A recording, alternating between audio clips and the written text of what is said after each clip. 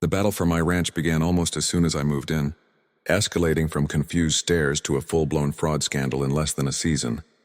Starting with Meline, the HOA president from the adjoining neighborhood, marching up my driveway in a patrol car labeled Community Standards and slamming a folder on my fence post while declaring that my barn and fence had to be lowered because they blocked shared mountain views for her community, despite the fact that my deed clearly showed my property was never and would never be inside her HOA plat. At first I dismissed it as bluster, but the tactics intensified. A drainage trench cut secretly across my pasture, dumping runoff into my yard. Fresh mulch ridges laid on my side without permission.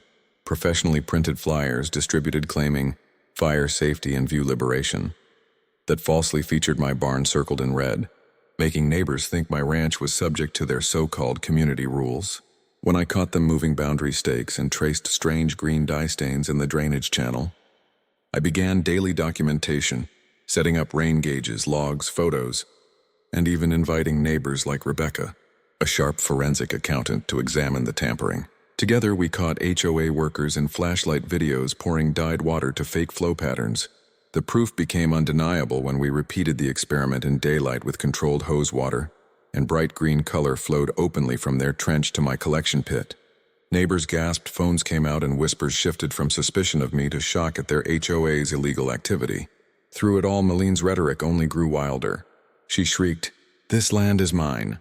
You're interfering with community amenities," staged welfare check harassment campaigns implying I was unstable, and even sent fake Firewise volunteers in brand new neon vests carrying bogus citations printed on computer paper, trying to impersonate county fire officials to demand I clear brush.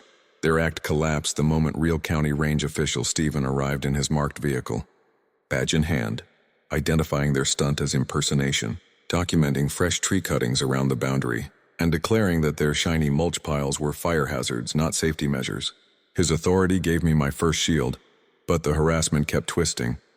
Meline then brandished a forged stop work order stamped with a fake seal in front of county inspectors during an official visit, raving that community vote overrode property law, only to have the inspectors calmly write her up for 3 hard violations: unauthorized stormwater diversion, tampering of boundary markers, and repeated trespass. At that point, public support began to crack, and when Rebecca dug through county spending records, she uncovered the core of the scam. A brand new shell company called Greenview LLC, registered to Meline's own sister, collecting split HOA landscaping and drainage contracts deliberately kept under bidding thresholds. A classic procurement fraud tactic. She laid the documents across my kitchen table, side-by-side invoices showing identical crews and equipment billed in fragments, and the pattern was too clean to refute. The county procurement office took notice, subpoenaed banking records, and announced a criminal investigation for fraud, misuse of funds, and conflict of interest. Meanwhile, the county surveyor brought high-precision GPS and unearthed the original granite property marker buried under mulch, proving once and for all my land had never been part of any HOA plat, invalidating every attempt at enforcement. Neighbors gathered around as deputies recorded statements. Inspectors hammered stop work orders onto HOA posts, and residents who had signed petitions looked humiliated as water dye tests. Tree ring analysis and soil cuts proved fraud at every turn. Within weeks, Meline was suspended as president, her sister facing felony procurement charges, and the HOA itself slapped with county oversight, mandatory audits, and transparency bylaws. And me? I stood beside that restored granite marker at sunset, calves back grazing calmly, thinking of the simple truth the inspector said as he stamped the final report. Gravity and property law share one truth: neither bends to opinion or community votes. After months of harassment, shouting, fake letters, and intimidation, it wasn't popularity or spectacle that secured my ground, but simple evidence documented patiently until real authority silenced the noise and proved once again that property rights don't negotiate. At the heart of the ranch conflict stands the new rancher, our protagonist who embodies the role of the outsider, suddenly thrust into a neighborhood power struggle he never volunteered for. He is a patient, meticulous man, using his background in water inspection to methodically log rainfall, measure flows, and document boundary tampering instead of resorting to shouting matches. His characterization is that of the calm fact-gatherer, contrasted against the chaos of hysteria around him, and his greatest strength lies not in aggression but in persistence. Photographs of dye and water flow tests, notebooks of rainfall data, and daily logs forming his arsenal against deception. Standing across from him is the antagonist, Malene, the HOA president and orchestrator of the harassment, who is painted as both entitled and desperate, convinced that community votes and vaguely printed view corridor guidelines can overrule notarized deeds and county law. She cloaks herself in the trappings of authority, clipboards, yellow vests, self-printed petitions. But unlike real authority, her props collapse under scrutiny. She screams, "This land is mine," not as a legal fact, but as an incantation of control, shrieking with the confidence of someone who has lived years unchecked. Yet her role evolves from overconfident tyrant to cornered schemer, especially as revelations of financial fraud emerge, her family entangled in a contract-splitting racket through Greenview LLC, turning her into more than a petty bully, but a conspirator in organized corruption. It is her theatrics, live streams, glossy flyers, forged county letters that symbolize spectacle without substance. Against her stands Rebecca, the sharp-eyed neighbor and forensic accountant, whose character functions as a bridge for truth between Mason's evidence and the skeptical neighborhood. Her analytical eye spots fresh steaks, crisp store stickers, and unnatural mulch piles, details others overlook. Rebecca's accountant training makes her a natural investigator. She traces procurement filings, matching dates and payment structures to expose how HOA leadership funneled contracts to Malene's own sister. She becomes not only an ally but an amplifier, the person who takes Mason's quiet observations and frames them as systemic corruption, rallying neighbors into awareness. Then there is Stephen, the county fire and range official, whose role embodies legitimate authority, the real badge, real uniform, and calm tone that instantly deflates the HOA's volunteer impersonators in neon vests. Stephen observes raw tree stumps, fresh-cut marks, and mulch hazards like a seasoned detective unraveling a crime scene, and with a few measured words he legitimizes Mason's months of stress. This was done without permit, without authority. He stares as the truth broker who represents how rule of law is supposed to function, deliberate, professional, unaffected by shouting, while his red inspection tags carried weight no HOA propaganda could match. Another crucial supporting role is played by the county inspectors and surveyor team, who are almost like the cavalry arriving in climactic Act 3. Their GPS gear, stamped legal documents, and meticulous photographs drive the narrative forward from personal dispute to official investigation. The surveyor uncovering the original granite boundary marker older than the subdivision itself is a symbolic character gesture. Stone versus paper, permanence against forgery. Their presence represents the triumph of professional process over amateur fabrication. On the grassroots side stand the neighbors whose roles evolve dramatically throughout the story. At first they are pawns signing glossy petitions, nodding at flyers, wearing worried looks about community views. They shuffle onto the ranch as misled accomplices or as passive witnesses peeking from windows. Yet over time, their role shifts into the conscience of the neighborhood. When presented with actual deeds, water dye tests and inspector testimony, they gasp, film on phones, apologize, and turn their embarrassment into questions. "We didn't know your land wasn't in the HOA." They symbolize the silent majority, easily swayed by propaganda, but, once informed, capable of rejecting corruption loudly enough to dismantle it. The fake Firewise volunteers act as caricatures of false authority. Their bright vests, oversized clipboards, and flimsy citations embody the absurdity of intimidation without legitimacy. Their nervous foot shuffling once Stephen flashes his real badge captures another recurring theme. Counterfeit authority may mimic appearance, but the moment true legality shows up, they fold instantly. In contrast, Deputy Luke Blake plays a quieter yet vital part, arriving as an impartial sheriff voice whose report writing and calm observation elevate the conflict into official record. His methodical note-taking reinforces Mason's evidence, planting the events firmly into legal reality instead of social drama. And behind it all, the shadow character is Greenview LLC, the shell company woven into the narrative as the financial villain revealed late. Though not a person standing on the property, Greenview symbolizes the hidden machinery of familial collusion and procurement fraud, driving Maline's desperation. Its invoices, tied to her sister's front address, serve as the silent antagonist that lifts the story from trespass harassment into criminal conspiracy. Collectively, these characters interact in ways that underscore the dramatic arc. Mason's calm against Maline's unhinged arrogance, Rebecca's analytical exposure against HOA's smoke and mirrors, Stephen and Inspector's professionalism against fake volunteers, neighbors' defecting disbelief against HOA scare tactics. Each role amplifies the contrast between illusion and legitimacy, intimidation and lawful process. By the end, Maline transforms from self-proclaimed sheriff of a Mountain View amenity into an isolated defendant facing fraud charges, while Mason, once the newcomer villain in gossip, becomes vindicated steward of truth. Rebecca rises from quiet observer into whistleblower. Inspectors go from witnesses to enforcers, and neighbors shed complicity for conscience. The ensemble transforms the narrative from a petty squabble into a morality play on how false power unravels once each character fulfills their role in exposing it. Seen purely through the legal and regulatory lens, the conflict on the ranch quickly unravels as a case study in how HOA overreach, property tampering, and procurement fraud collide with the bedrock of property law, county enforcement, and regulatory codes. From the very start, the case involved not just petty harassment, but clear statutory violations. Maline and her self-styled Community Standards Patrol entered land that was never part of the HOA plat, placing flyers that misrepresented jurisdiction, cutting unauthorized drainage trenches, dumping mulch ridges on private soil, and even moving survey stakes to fabricate a false boundary line. Each of these actions represented a trespass under civil property statutes and a form of property damage under criminal code.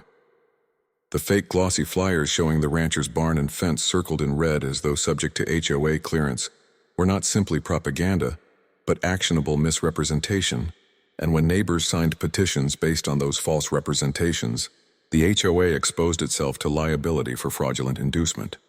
Matters escalated further into criminal territory when Maline fielded fake yellow vest Firewise volunteers who claimed authority under California county fire safety codes, issuing citations printed on plain paper, attempting to camouflage themselves as officials.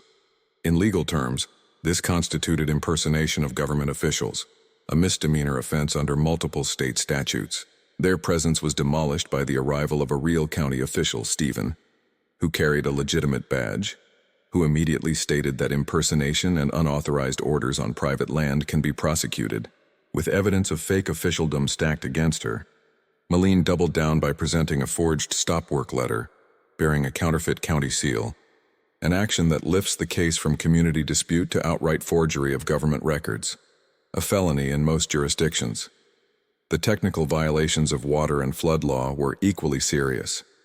The trench carved across the property line and the bright fluorescent dye poured by HOA volunteers at night to trace water flow established an unauthorized stormwater diversion, in direct violation of state drainage regulations requiring permits and easements for altering watercourses. The rancher's careful rainfall logs, photographic evidence of diverted channels, and controlled dye demonstrations provided exactly the sort of empirical evidence water authorities and flood inspectors rely upon in courts. Adding to this, county inspectors later performed measurements themselves, confirming slope modification and stormwater redirection into the ranch without consent. By law, such diversions not only void HOA claims but require immediate restoration, fines, and in some cases criminal prosecution for environmental damage. Alongside drainage breaches were violations of biosecurity standards. The inspector, Ellen Brooks, documented contaminated feed troughs caused by trespassers' muddy shoes and improper mulch dumps, endangering livestock. These fell under Texas County agricultural health codes, triggering $800 of immediate fines and opening the door to civil claims if animals had become ill. Yet as severe as these violations were, the most damning element emerged when Rebecca, the forensic accountant neighbor, examined public record contracts and exposed systematic procurement fraud. By splitting up large landscaping and drainage contracts into smaller bites deliberately priced just below competitive bidding thresholds and directing them all toward Greenview LLC, the company registered to Maline's own sister, the HOA demonstrated a consistent violation of state procurement law. Contract splitting to avoid oversight is textbook bid rigging, and when combined with undisclosed family ties, it constituted a textbook conflict of interest and conspiracy to defraud. Those findings mobilized the county procurement office, which subpoenaed bank records tying HOA dues directly into Greenview's accounts, and launched a criminal investigation for fraud, conspiracy, and misuse of community funds. Subpoenaed invoices proved the deliberate pattern, not mistakes, giving prosecutors grounds to consider felony charges that carry heavy fines and potential prison time. The HOA's defense fell apart completely once the county surveyor arrived, with GPS instruments, and unearthed the original granite marker predating the subdivision. This official verification extinguished every HOA attempt to claim adverse possession, consensus easements, or collective necessity. Survey evidence left no ambiguity and provided a rock-solid record aligning with recorded deeds, ensuring courts would strike down any HOA claim summarily. In regulatory terms, the closure was formal. A county stop work order posted on HOA's trail, daily $500 civil fines accruing until restoration, criminal misdemeanor charges for harassment and trespass against Moline, civil liability for damages, and looming felony indictments for procurement fraud and forgery. The sheriff's deputies incorporated every log, video, dye test, and inspector note into their reports, classifying the cumulative acts as an organized harassment campaign. The HOA was ordered to restore drainage patterns, pay restitution for boundary tampering, remove hazardous mulch, and cover soil remediation costs under county supervision. Beyond individual fines, the entire HOA entity became subject to county oversight reforms, with new transparency laws, mandatory audits, and prohibitions on undisclosed family contracting. Thus, seen through the legal and regulatory lens, the story ceases to be anecdotal drama and becomes a cautionary case study.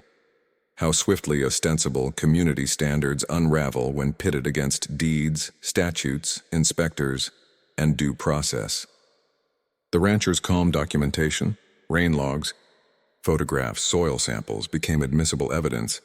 Experts bolstered his claims, and forged papers transformed neighborhood bullying into chargeable criminal fraud.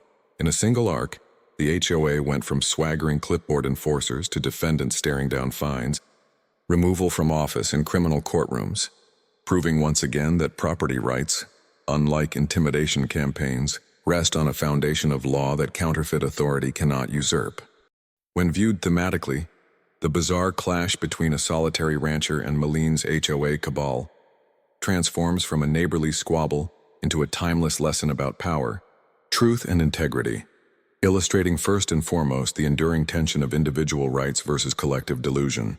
The rancher embodies the principle of ownership anchored in deed, responsibility, and stewardship, while Moline cloaks herself in collective rhetoric, shouting, "This land is mine," as though sheer repetition and neighborly consensus could rewrite land law.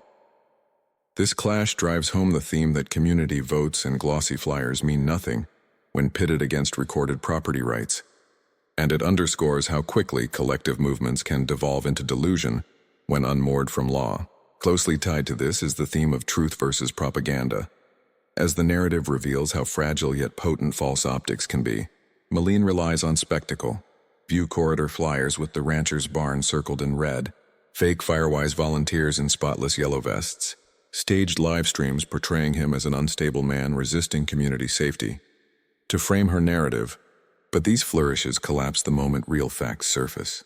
The rancher's steady rain logs, Rebecca's forensic dissection of procurement records, Ellen Brooks' photos of biohazard runoff, Stephen's red inspection tags, and ultimately the county surveyor's granite marker all embody truth that requires no slogan, underscoring the greater theme that propaganda may sway public opinion temporarily, but cannot withstand methodical reality. Equally prominent is the contrast of fake authority versus real authority. Moline thrives on impersonation, clipboards, counterfeit stopwork letters, new vests with faux logos, bluffing with signatures that carry no state backing.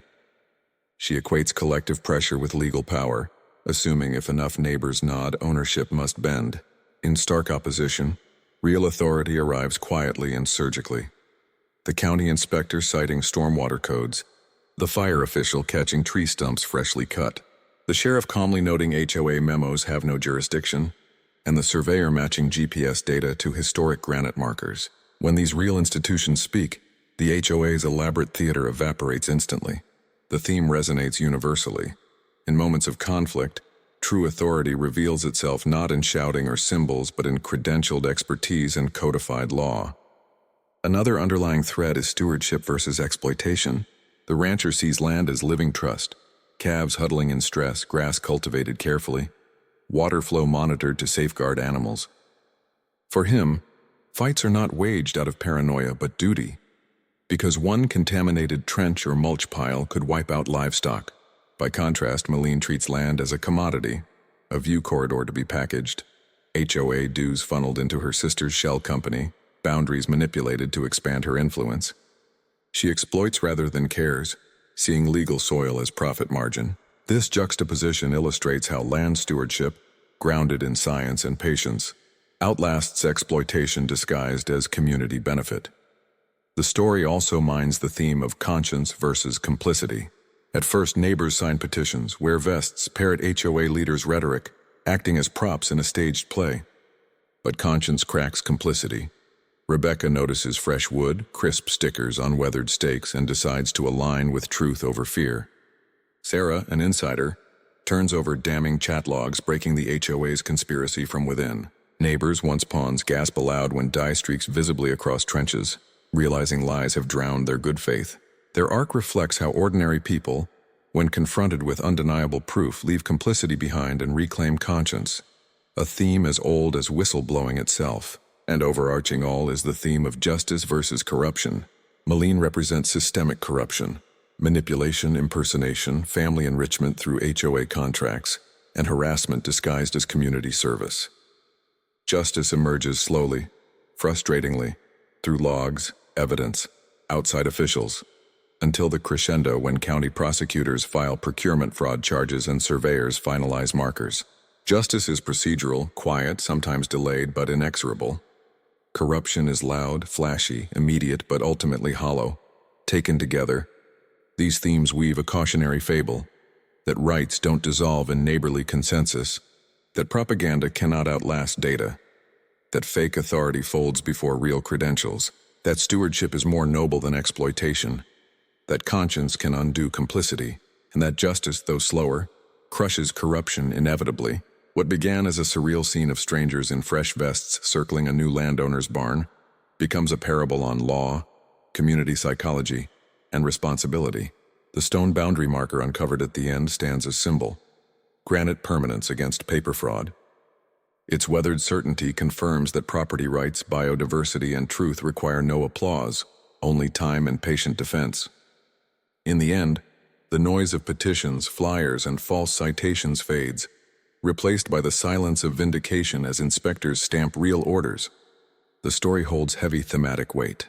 Property lines are not subject to popularity contests, truth doesn't campaign for itself, and the rule of law ignores theater, bending to neither fear nor screaming. In that, the rancher's struggle becomes more than personal victory. It becomes a universal reminder that dignity, boundaries, and facts are stronger than any counterfeit crowd. Picture this. You move into your dream ranch, setting up a saddle rack ready for peace, only to have an HOA president screech, "This land is mine," like she's some sheriff of the Wild West. Clipboard in hand, neighbors peeking from curtains, and suddenly your driveway feels like a courtroom while you're painted as the villain in a play you never auditioned for. That was my hook into what turned out to be a months-long saga of manufactured authority versus actual law. And at first I almost laughed at the absurdity. Her in a blazer waving self-printed view corridor rules, demanding I lower my barn and fences for the sake of community sightlines. Me sipping lemonade on my porch thinking, this lady is off the rails. And then realizing it might not be funny at all because within days the harassment took physical form. A trench appeared along my property edge, mulch dumped across my line to channel stormwater into my yard, and glossy flyers with pictures of my barn circled in red spread through the subdivision, pretending my land was part of their HOA project. I started documenting daily, rain logs, photos, green dye water tests that proved diverted drainage. And while I thought evidence alone would make them back off, Malene doubled down, her voice rising in tone and desperation, eventually shrieking for all neighbors to hear, "This land is mine," and staging live streams for social media followers. By then it was clear she wasn't bluffing. She was building a narrative, and neighbors misled by flyers actually signed petitions claiming my barn blocked views. When I confronted the trench itself, Rebecca from next door, a forensic accountant with an eagle eye for detail, joined me, pointing out freshly cut steaks, crisp stickers still from the store, noting that someone had deliberately altered my markers and then gaslit me with propaganda. And then, like something out of a bad TV show, a squad of her Firewise volunteers arrived in shiny yellow safety vests and clipboards, demanding I clear brush to 30 feet by law, except their citations were printed on home printers, their vests brand new, and they couldn't produce real credentials. For a moment I felt cornered, surrounded by people misrepresenting state fire safety, until Stephen, an actual county fire management official, rolled up in his marked truck, flashed a real badge, and blew apart their entire charade. Impersonating officials is a crime. Mulch piled illegally was fire hazard, not mitigation, and the fresh tree stump near my boundary marker was evidence of property tampering. For the first time, the balance tilted, real authority cutting through the noise. But the climax came when multiple agencies converged. A county inspector documented unauthorized stormwater diversion and biosecurity hazards threatening my calves, issuing fines. A surveyor with GPS gear dug up the original granite boundary marker, older than the subdivision itself, proving beyond doubt that my ranch was never part of their plat, making every HOA claim void from the start. And more devastating, Rebecca uncovered the hidden engine behind their aggression. A shell contractor called Green View LLC, registered to Maline's sister, quietly scooping HOA contracts split deliberately to avoid bidding laws. A fraudulent pipeline funneling residents' dues into family pockets. Procurement fraud, conflict of interest, contract splitting. She laid the evidence across my kitchen table. Invoices lined like dominoes while the county prosecutor built a criminal case. By the time deputies posted stop work orders and investigators subpoenaed bank records, neighbors who once signed petitions against me now looked stricken, whispering apologies. "We were misled. We didn't know your land wasn't in HOA." The spectacle collapsed in real time, coming apart faster than it had been constructed. Maline's forged stop work letter, waved at inspectors like a final gamble, was dismissed with a calm line. "Ma'am, fabricated documents don't trump state law." Watching her shift from brazen shrieks to stammering excuses captured the heart of this saga. Fake power always falls once truth is documented. The aftermath was a mixture of vindication and reform. Official charges came down. Harassment, trespass, forgery, procurement fraud. HOA members ousted her. Some even tore badges on camera in disgust. And the county installed oversight reforms ensuring transparent audits and competitive bids going forward. Daily fines piled until unauthorized mulch and trenches were removed, soils restored, boundaries corrected under official supervision. Standing by that granite marker at sunset, it struck me. The entire war had boiled down to stone against paper, patience against propaganda, deeds against flyers. My calm logs, dye tests, and quiet evidence had carried more weight than shrieking live streams and glossy letters. The resolution wasn't just removing one arrogant HOA leader. It was a larger reminder to everyone watching. Property rights don't bend to intimidation, science doesn't lie about water flow, and authentic law doesn't yield to community delusions. For neighbors, the lesson landed heavy. False authority can crumble spectacularly under scrutiny, and conscience must prevail over complicity. For me, closing my porch gate at night, the ranch was finally quiet, my calves grazing in peace, and I held on to one message the inspector said while stamping the stop work order. "Gravity and property law don't take votes."